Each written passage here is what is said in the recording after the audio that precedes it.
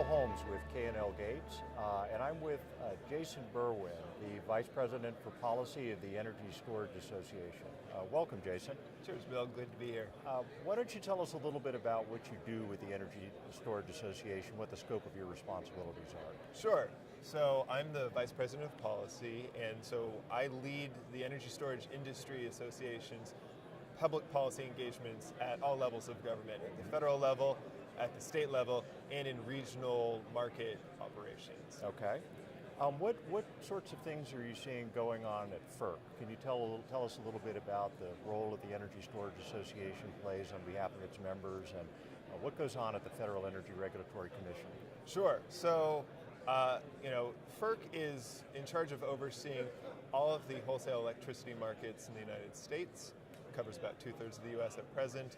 And so ESA has been advocating at FERC to make sure that we're removing barriers to energy storage participation in wholesale markets there, as well as making sure that the framework that exists in those markets actually allows storage to be able to connect with the grid and be valued and compensated for the flexibility that it can provide to the electric system, which we see as being critical as the U.S. electric system goes into a transition away from supply mix that's less flexible to needing more flexibility.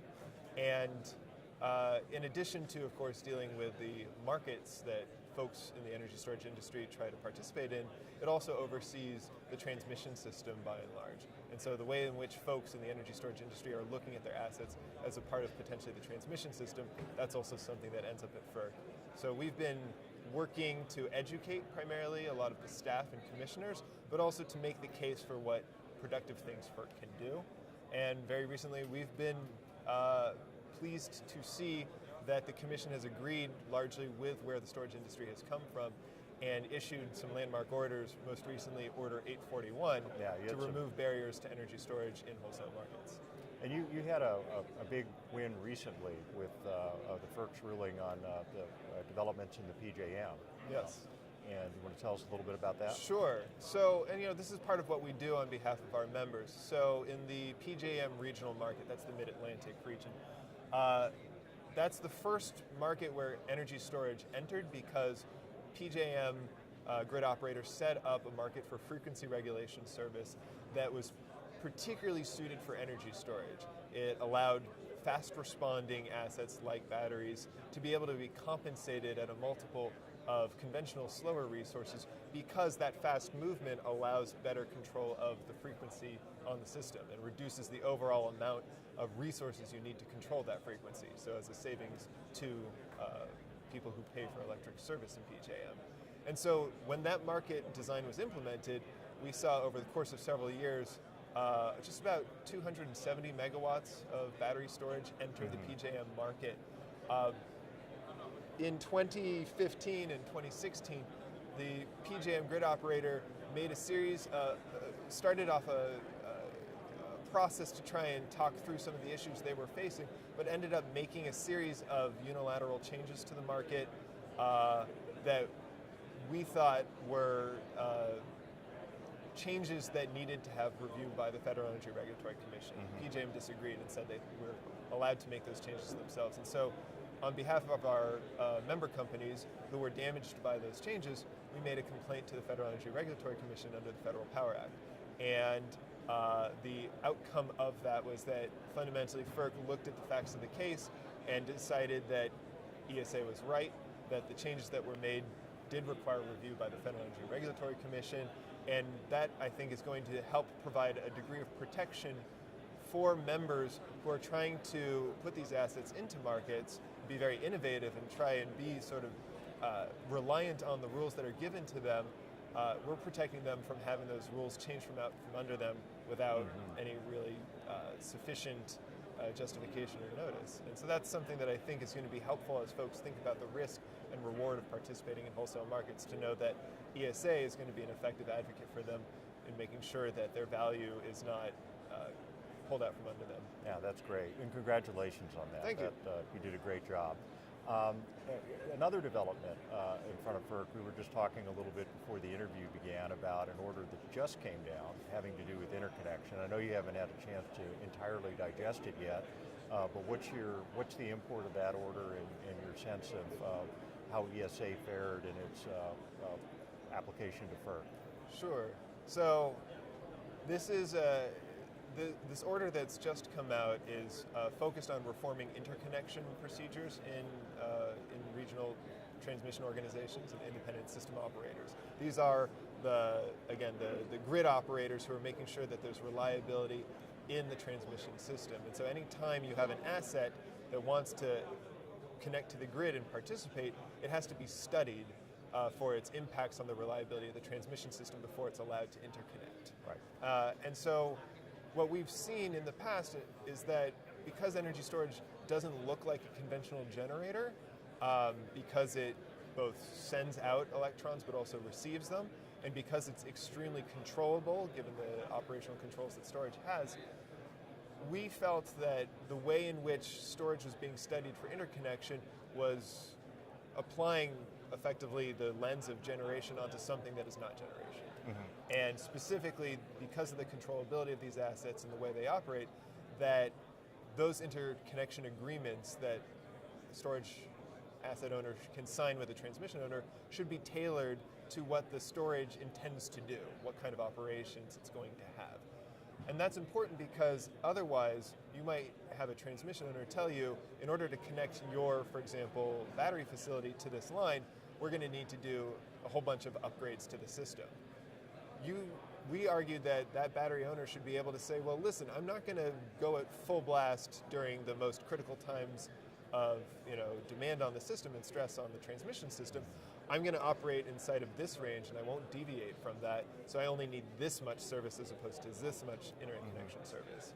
And FERC, it's my understanding today, has issued an order that agrees and has put forward an order telling the RTOs and ISOs that indeed they should make those kinds of tailored interconnection agreements available to storage customers. And so that's something that I think will particularly be helpful as folks look at co-locating energy storage facilities at existing points of interconnection, wind and solar and gas facilities that might not be using all of their interconnection service already. This will allow them to right-size those sort of interconnection agreements for those assets to make sure that you can put a lot more storage onto the grid sooner. Mm-hmm. And the ESA, and of course you in the scope of your work, is not limited to advocating for its membership at FERC. You also do a lot of other advocacy in other different places. For example, the RTOs, Congress, the states. No particular order on those, but tell us a little bit about where the ESA's emphasis are, how you fit into that in the course of performing your responsibilities for the organization, and some of the interesting developments that you've seen in those areas. Sure. So, yeah, ESA, as I mentioned, ESA does participate at all levels. So we're very active in Congress, not just to make sure that there's education for members of Congress and their staffs on what energy storage is and what it offers in terms of reliability, affordability, and sustainability of the electric system, but also to start making sure that legislation that can help accelerate the deployment of storage gets introduced and advances. And certainly one of the things that we've been focused on for quite some time is making sure that the investment tax credit that energy storage is made eligible for the investment tax credit as its own standalone asset and not simply as a sort of appendage to existing ITC eligible facilities. And we've made progress on that in a way that I don't think this industry has seen prior to this Congress. Similarly, we've had several other bills introduced, things like the Advancing Grid Storage Act, which would help drive learning by doing amongst smaller utilities, munis, and co-ops who might be looking at storage but be capacity constrained or not have the information and experience to be able to sort of overcome what they feel is the risk to them as a smaller organization for taking on a new asset class. And then outside of Congress and FERC, of course, we engage with the administration, Department of Energy, U.S. Trade Representative, on issues that affect this industry broadly, whether from an R&D standpoint, from a trade standpoint, what have you. In the RTOs and ISOs, of course, we engage in the stakeholder processes where folks are determining not just these issues that I mentioned at the Federal Energy Regulatory Commission about how to remove barriers to storage, but also how markets shall be designed in order to, for example, determine what the grid needs at any time and what kind of value those services are. So things like, for example, advocating for market products that value flexibility, things like ramping, load following, alternatively making sure that capacity allows storage to participate, because we know that storage can provide an enormous amount of the peaking needs of systems, but the way capacity constructs are defined right now, it really is very limiting to what storage is going to be able to provide. Down at the state level, it's a fact of the United States that most of what happens in our electric system really is at the state level, governed by both state legislatures and state regulators, and usually utility commissions. And what I think has been an interesting trend in this industry has been that, whereas a few years ago, really the focus was in FERC and the RTOs, because that's where the first economic cases for storage were, we've seen just an enormous profusion of interest at the state level on trying to, again, deal with the issues to promote that we need to deal with in order to promote energy storage deployment. And so, whereas obviously California was the leaders back in 2014 with the establishment of the first energy storage targets in the United States, we now have 5 states that have established or are looking at energy storage targets.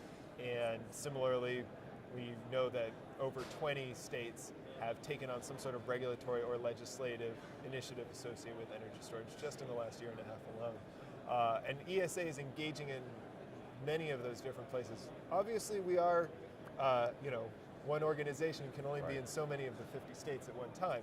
But I think we've had an enormous amount of reach, not only because we've been able to show up in many places as diverse as New York, Massachusetts, Arizona, Michigan, Minnesota, Colorado, Nevada, we're across the map, and we've also been able to do that because our members are engaged in working with us on that. But it's paid off quite handsomely because we've gotten some major wins. For example, we now have 3 states that ESA has engaged with directly that require utilities in their long-term resource planning to include energy storage as a required thing they have to look at. They don't have to choose it, they just have to say this is an option in long-term resource planning, because at the end of the day, if you are doing a 20-year plan and energy storage isn't even considered as an option, you're probably missing something. Right. And so it's those kinds of things that we think are laying a really good foundation at the state level to make sure that barriers are removed to storage and it's being included in the planning and procurement. Fundamentally, though, as I talk about these different levels and the things that we're doing, it all comes down usually to 3 things that we're working on. One is making sure that energy storage is allowed to compete. That means being included in all planning and procurement processes, enabled to access all market products. 2, ensuring that energy storage has access to the grid. That means physical access through interconnection, but also access in the sense of being able to provide its services flexibly, for example, as a multiple use asset between the distribution system and the wholesale system, or between being a transmission reliability asset and a generator asset. And then 3rd, value, making sure storage is actually being valued and compensated for the flexibility it can provide to the system, because, as I sort of mentioned earlier, a large part of how our system is designed around conventional inflexible assets. But if we know we have this immense flexibility that can provide an enormous amount of savings to ratepayers, make the grid more reliable and resilient, and integrate any future supply mix, including more distributed or more centralized, this is something that needs to be valued, that the entire framework for how we think about value and the services the grid needs to change so that flexible assets actually get their due. Well, great. It's obvious that you have a lot of passion. You've done a great job on behalf of the Energy Storage Association. And thanks for being with us today. Sure. Really appreciate it. Absolutely, Bill.